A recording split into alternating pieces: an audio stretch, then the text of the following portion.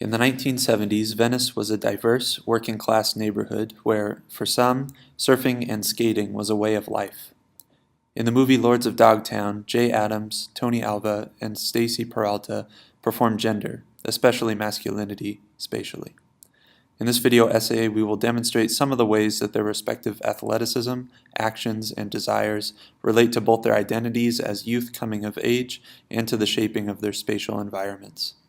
We found these correlations particularly important for understanding both the development of the film and for locating Kaelyn in Venice in 1975.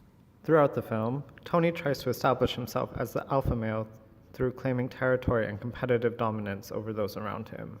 Experiencing backlash from his machista father at home, he perpetuates similar forms of male power and masculinity in his commons, the skate realm, with his friends, girlfriends, and sister. As a passionate competitor, he uses his skateboard as a tool for competition. In skating between Stacy and his sister to break them up, his move underscores the ways that masculinity and possession are closely tied to the physical and discursive spaces where skating happens. In securing his superior status through his maneuvering on the board, he makes the space less hospitable to those around him. Whenever confronted, Tony swiftly responds by immediately turning to violence, demonstrating his engagement in machista behavior which rejects humiliation from anyone. Stacy is an honest, hard-working skater who operates more conservatively than his peers. He has his own car and maintains a part-time job, so he's sometimes seen as an outsider. His more conventional tricks are tailored to earn him praise and success, the aims of his masculinity. Unlike Tony, Stacy's power isn't performed through dominance, but through technical mastery of the space around him. When Tony cuts through an intimate moment with Kathy, Stacy accepts his assertion of space. What might be perceived as gentleness is a disassociation between physical contention and strength. After Stacy wins a competition, Skip admires Stacy's car, which serves as a material reference to his job.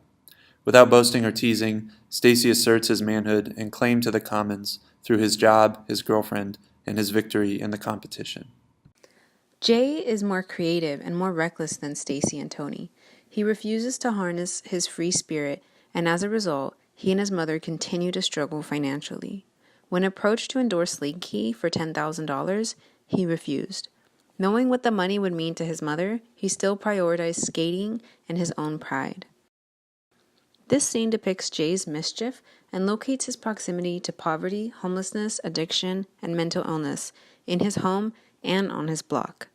As a key negotiator of these risks, Jay asserts his dominant mobility via skating.